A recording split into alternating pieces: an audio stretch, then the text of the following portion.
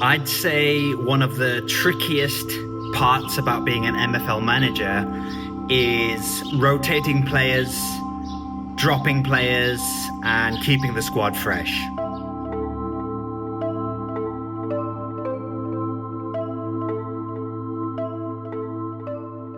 I think it's a problem for most managers out there, and I am included in that. Definitely, it's a big problem because every season we've got squads of about 20-something players, and we can only pick 11 of them.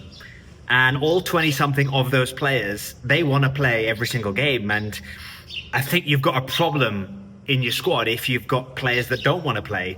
So you've got 20 odd players that want to play every single game, and you can only play 11 each game.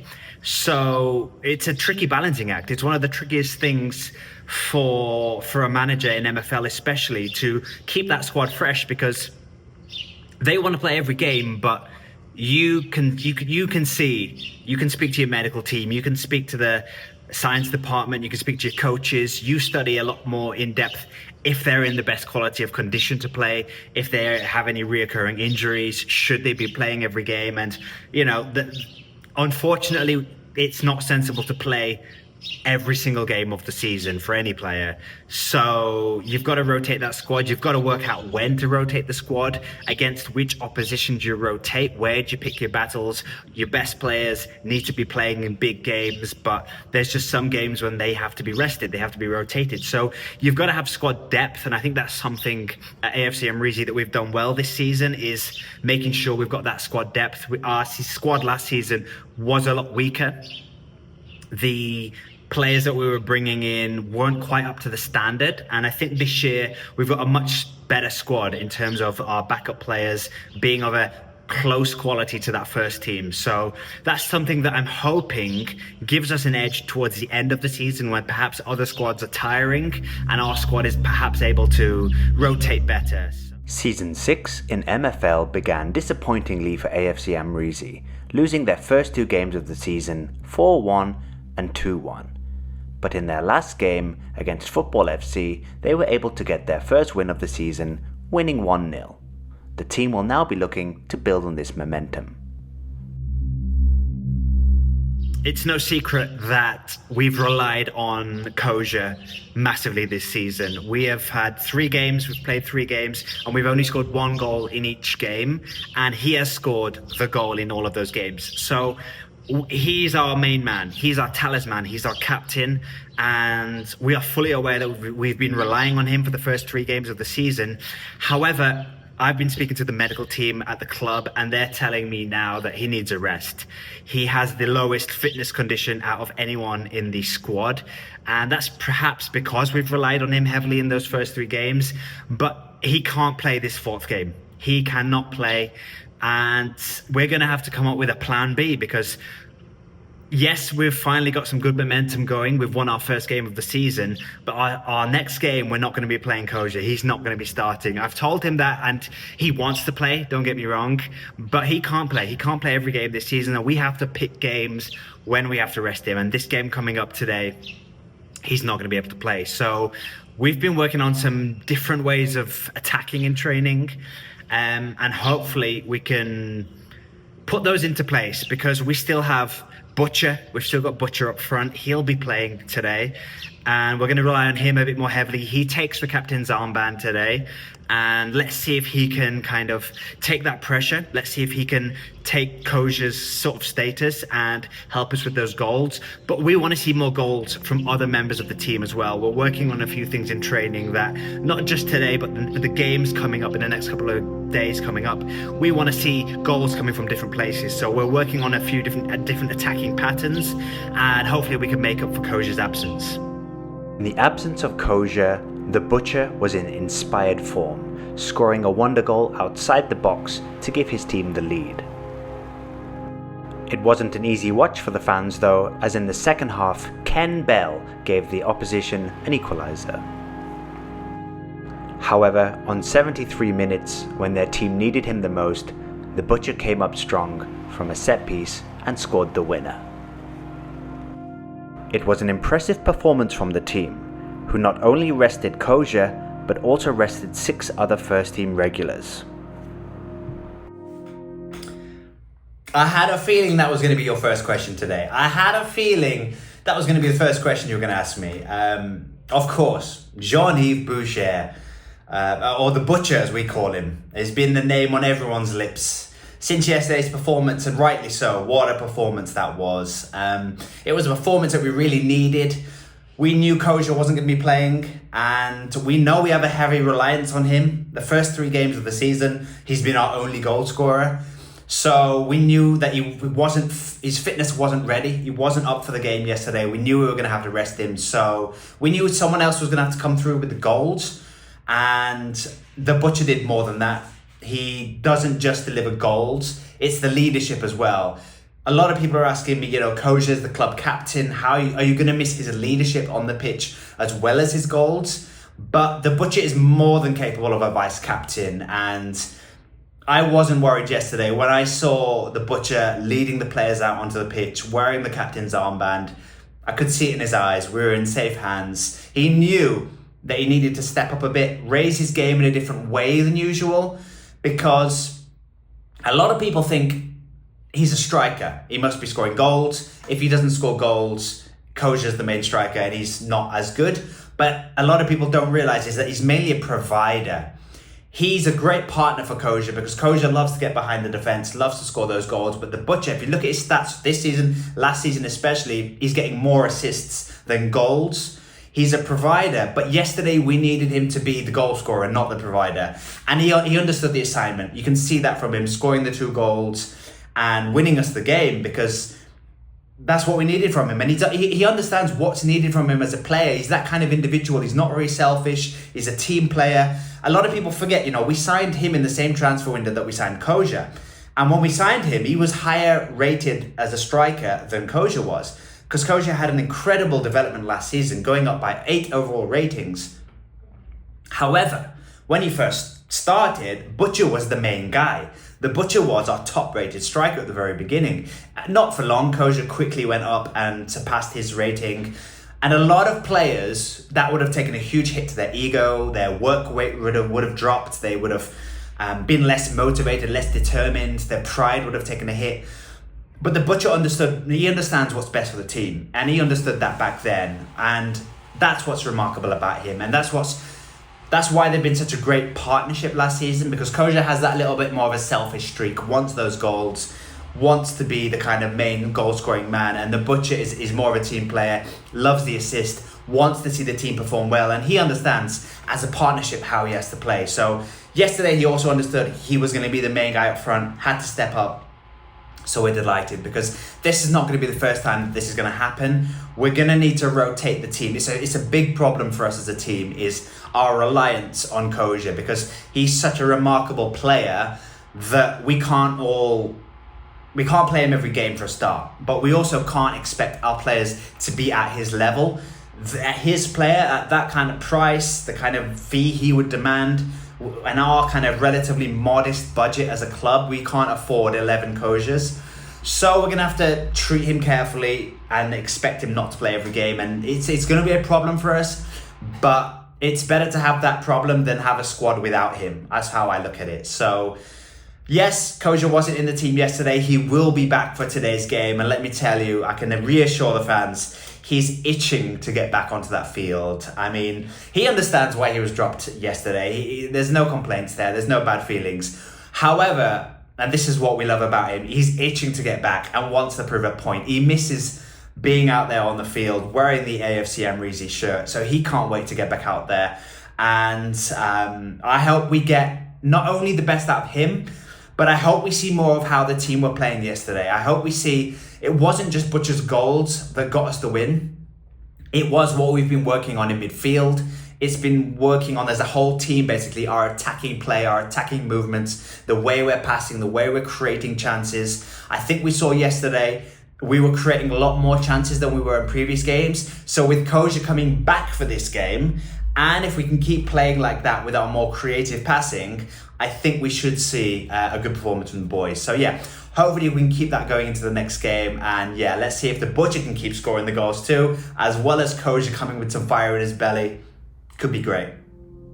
It was indeed a great win for AFC Amreezy, with the Butcher continuing his scoring and putting the team 1 goal up. After being rested in the last game, Koja was noticeably fresh and gave his team the 2nd goal after a nice assist from Drame.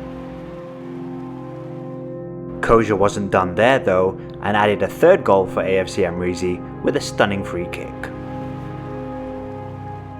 Previously the provider, Drame then put the team 4 goals up. But the Man of the Match award was only ever going to one man today. Koja added a hat-trick shortly after. There was still time for Baltic Storm to get a consolation goal. Before that man again, Koja wrapped up the game and got his 4th goal of the day. After a disappointing start to the season, the team were now moving up the league and currently occupied 6th place. The manager was in jubilant mood after the game. Why can't every game be like that? Why can't every game be that easy? No, delighted. Delighted with that win. Huge win for us. Great win. And really good to see everything that we've been working on the last couple of games in training, the last couple of things we've identified as problems at the club. Delighted to see that they're all kind of clicking. They all seem to be working. We know from previous games that we weren't creating enough chances. We were relying too much on Koja to score the occasional goal, relying on one moment of magic from him. So we've worked on creating more chances, more opportunities, goals from different places, and everything kind of clicked today. And hopefully this is a lift-off moment for us and our season. It could be a potential launch pad for momentum, confidence, and hopefully results.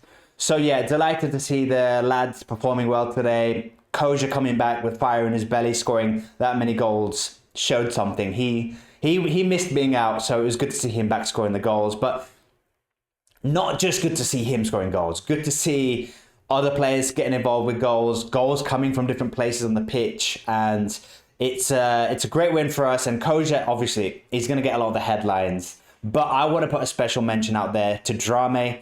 Drame had an amazing game today. He was fantastic. And he's not had the easiest time for us in terms of training, in terms of him being a first team regular. We know that he came in the squad and wasn't first team. We signed him as a backup right midfielder on loan for the season. He knew he was a backup right midfielder. However, we've seen a few different things from him in training. We've seen that he's actually better in other positions, and playing as a central attacking midfielder, he gives us a little something different, a little higher ranking slightly as a central attacking midfielder.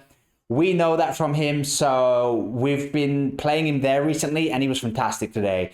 So yes, Koja will get all the headlines, but I want to put a special mention out there to Drame because he showed great character to put that bit of a tricky start to his season, bit of a tricky start to his AFC Amreezy career, to put that aside and to come into the team today, create a lot of chances, get that goal. We're really excited from what we saw from him today, so hopefully he can build on that and have a great season for us. But yeah, delighted with the team, delighted with the individuals, and hopefully we can keep this going.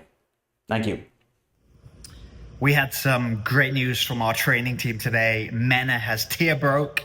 He's now got that lovely green background behind him, and he's now 65 rating, and we know how hard it is for players to tear break. It takes extra XP, building up training and match experience to get that tear break. So the fact that he's done that with us relatively quickly in the season is a great advert, I think, for our academy, for our training facilities, for our club as well, because he's a player on loan with us, but we're delighted to see him tear break. I think it sets a good message out there to other MFL managers who maybe will loan us players in the future, is that AFC Amreezy is a place where your players can come and we will improve them. We improve our own players, as you've seen with our success stories last season and a couple early this season, but we also improve the players who are on loan, and that's something that we really look forward to doing because it helps us as well. Listen, we have now a 65 rated player for the second half of the season where we had a 64 rated player. So yeah, it's great for us to see these players develop. It shows a great credit to our training team and our training academy because we've created an atmosphere in this squad now where our players have the best chance of progression, but also the players that we're loaning, we're not looking to loan players who are really much higher than the rest of our players or much lower than the rest of our players. The players that we're loaning are a similar level to our own players, and that gives them the best chance of progressing as well. So delighted to Mena to perform at the level he's performing at. Delighted to see him in the first team 11, training well, improving well now, going up in ratings, and hopefully he's a key player for us for the rest of the season. I love the MFL Cup. I love the magic of the MFL Cup. It's something that is a great thing within the MFL structure for me. I think if you're a mid-table team like we were last season we were projected to finish mid-table, and there's a lot of other teams like that. Most of the teams won't be projected to get relegated or promoted. They'll be projected a kind of mid-table finish. So if you're like that, like we were last season and like we are this season, the Cup offers you a really exciting kind of side project that can go alongside your main season. And I think that's fantastic. The fact that you're matched against teams of a similar ability within the entire Cup competition that you're put in, it's a brilliant idea. It's a brilliant part of MFL. It gives you a chance to dream, because last season we were projected mid-table and we finished 4th. So that was a good season for us. But we couldn't really dream in the league. We never really realistically thought we were going to win the league. We never thought silverware was going to be on the cards. However, in the Cup, we did have that. And even though we didn't win the Cup last season, it's painful. You're making me revisit some painful memories here. Even though we didn't win the Cup last year, we at least had that possibility, that thought we could win this. We're matched against teams that are only slightly better than us or evenly ranked with us. So there's a good chance on any day, it's a Cup competition. You can beat anyone on the day. And the pain that, I was talking about there was last year when we went out in the round of last 16 in extra time, 1 minute before penalties. They score a winner just after we miss a one-on-one with the goalkeeper. They go up the opposite end and score, and it's pure pain. It's really painful to think about, and it took us a few days to get over that game, but it also showed the magic of the Cup. It showed that we could have gone all the way. We had the team. If you look at the other teams that they went on to win it, on our day we could have beaten them, and that's what's so great about the Cup. So we're looking forward to it once again this year. And what's also great about the Cup is the financial incentive. Let's make no mistake about it. We are a team that doesn't have the biggest budget. We can't really compete in terms of budget with a lot of the other teams out there. So the Cup gives you a really good chance to win MFL, 50 MFL in our bottom Cup tier, 50 MFL for each win. So if we can get a couple of wins from these coming Cup games, we've got 2 Cup games in a row. If we can get a couple of wins there, then that'll put us in a really good stead financially for the rest of the season. But it'll give us a bit of momentum in the Cup. It'll give us some momentum in the season as well, because you don't know where you're going to finish in the league, and where you finish determines how much MFL we're going to make at the end of the season. But if we can get a couple of Cup wins under our belt, we'll know, okay, that's already 100 MFL in the bank, guaranteed. So the Cup's important in terms of the MFL that we can earn. It's important for the chance for players to dream. It's going to be tricky though, because we are aware that we've had to really go for it in the league. The last couple of games, we really wanted to get our league form up and running with some wins, and we've managed to do that. However, we now need to rest some of those first team players, including Koja once again. He's going to need to be dropped. He's going to need to be rested, as well as a lot of those first team players. I'm thinking possibly 11 changes in some of these Cup games. It means that there's a great chance there for some of those bench players who've been waiting to come in and impress. So the Cup's going to be a great opportunity for us and the fans to see some of those other players, see if we've got the depth, because that's a huge thing we've tried to tackle this season, is improving our squad depth. So these Cup games coming up, they're a great chance for us to see, do we have the depth? Do we have the fire in the belly as well? Are those bench players hungry to impress? If so, the Cup's a great chance for them to prove it, and let's see how we do. We're looking forward to it. There's a real excitement in training that some of those players are going to get a chance to impress. The Cup's here. We love the Cup here at AFC Amreezy, so we're going to be going for this gung-ho.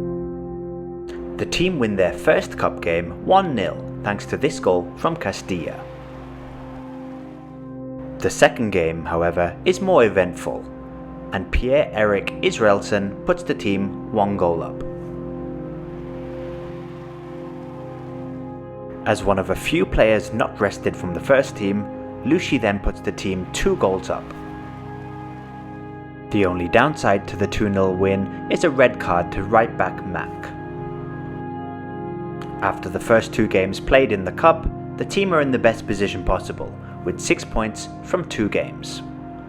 Yeah, great win for the team. Delighted with that 2-0 win. I think we were very solid all around, everywhere on the pitch. Our defence looked tight. We restricted the opposition to quite a few chances. And then we were really ruthless with our chances. We were creating lots from all over the pitch, which is what we've been wanting to see lately. So delighted with how the boys played today. It was an all-around team performance that we can be proud of. The only slight downside to today's performance was that red card, but we'll be speaking to him about that. And I don't think he meant bad by the challenge. I don't think it was a nasty tackle. I think it was just the cup atmosphere, big game, slightly getting carried away. So yeah, we'll deal with that internally. But apart from that, very happy with the complete team performance. The boys are looking good. It was also good that we were able to rest a few players for this game and the other game as well. So that's 2 cup games we've played from 2 wins. And we've been able to rest quite a few players in both of those games, which is very important to us, especially with our league fixtures coming up. We've got a really tricky set of league fixtures coming up now against some of the top teams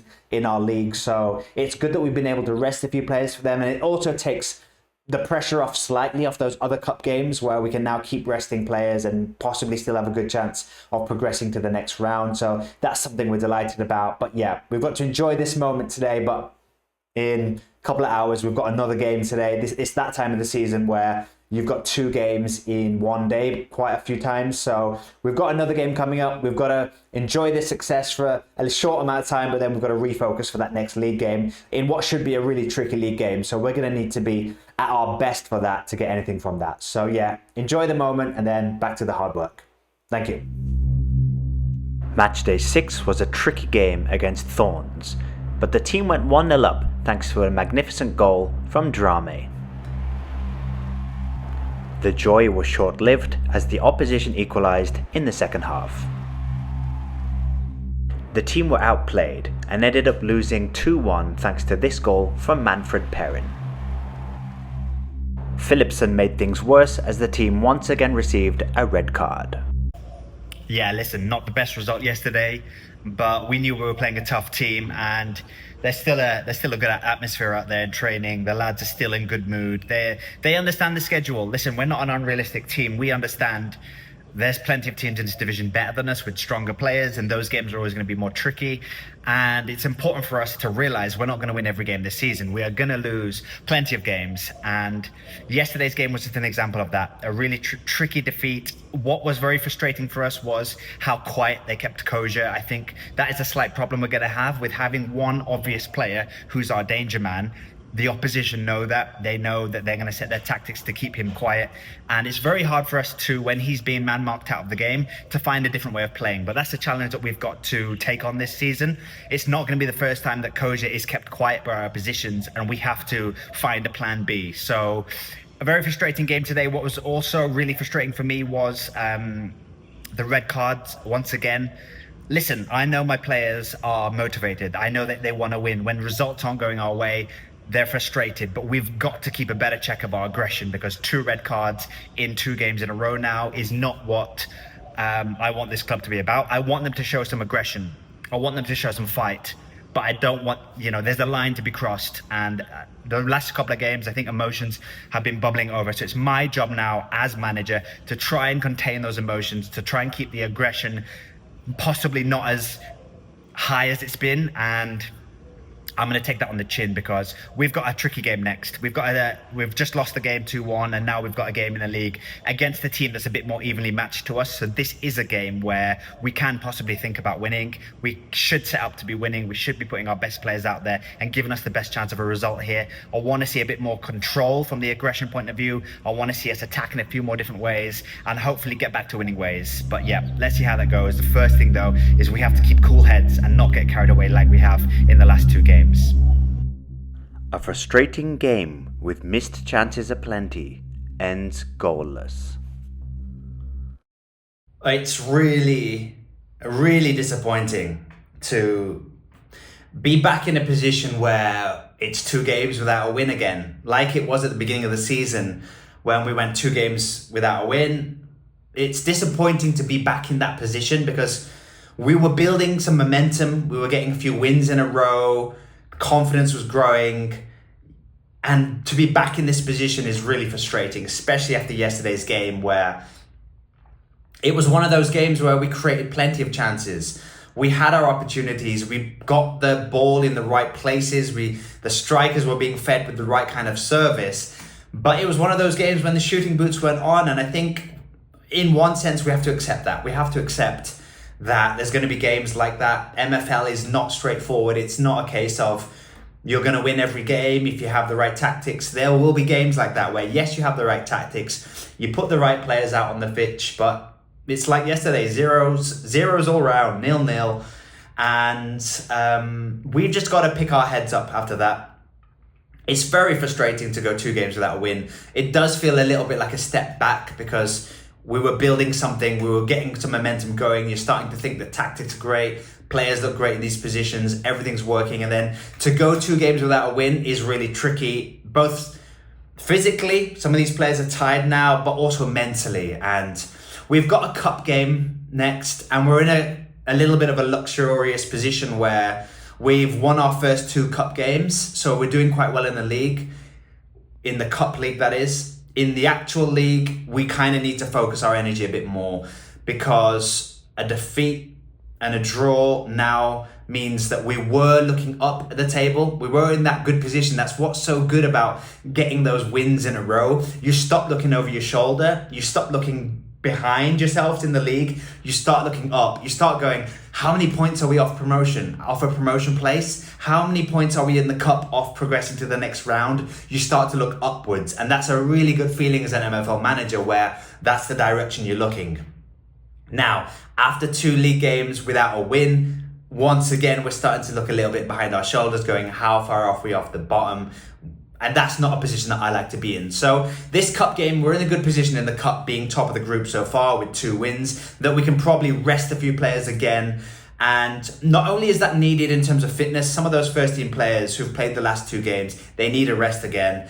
But also emotionally, those 2 games without a win, especially the last one, was very frustrating. So emotionally, a few of those players need a rest, need some time off, and the cup's an amazing opportunity for them to get a bit of a rest emotionally, and then we go again, because the cup games at this stage of the season, they come thick and fast. There's days where you have 2 games in one day, a cup game and a league game, and we've really got to be on the ball here with the way we're rotating the team. We can't miss out anything. We've got to be really careful with our players because we don't have the same depth as everyone else. We don't have the same budget as everyone else. As we've said before, we have to be careful with our players, and that's going to have to continue once again. So it'll be resting a few players. We're disappointed that we couldn't win last game. However, there were positive signs in the last game.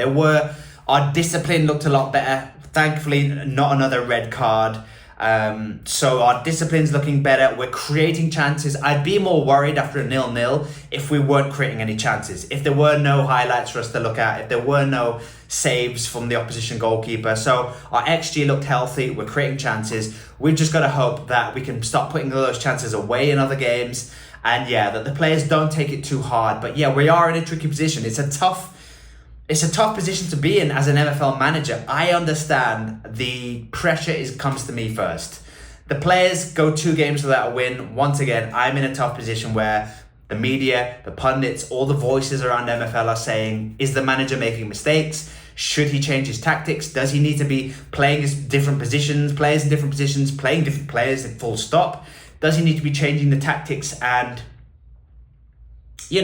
I'll admit in the first season, last season playing MFL, I perhaps let some of that pressure get to me. I'll admit I changed my tactics last season. We must have played about 5 different formations last season, and they were often because we went a few games without a win. I possibly panicked. I possibly was looking at my team and going, okay, let's change things up drastically. Let's bring in a whole different set of players. Let's change formations drastically. And this season, I think what we've done better as a coaching team is we're not letting that pressure get to us as much. Obviously, you feel it, but that's much of that pressure is put on by ourselves. We want to be better MFL managers. We want our team to be performing better. But in terms of tactics, we set out a tactic in pre-season this year that suited the players that we had, that suited the squad depth. And so far, after our bad spells of form, we haven't gone drastically different with our tactics. And we're going to be sticking with our tactics. And the formation, the way we want to play, we're going to be sticking with that and just tweaking a few things in training where we can. But for now, we're sticking with this way of playing. It could change in the future. However, for now, we're sticking with the way we're playing. We're looking forward to the cup game and hopefully getting back to winning ways. However, we know it's going to be difficult. We're going to need to rest some players and hopefully get back to winning ways not too long. The mood of the club is not right. Training is off and matches are off. The next game sees the team lose 3-0. The first goal coming from Christoph Kessler. The next 2 goals both come from set pieces, highlighting the disorganization and lack of confidence in the club right now. Absolutely devastated with that performance. It was not what this club has been about lately. That was not a performance that sort of summed up what we're capable of. Very disappointed with the players out there. Recently, we've been rotating a few players. We've been having to keep our squad fresh.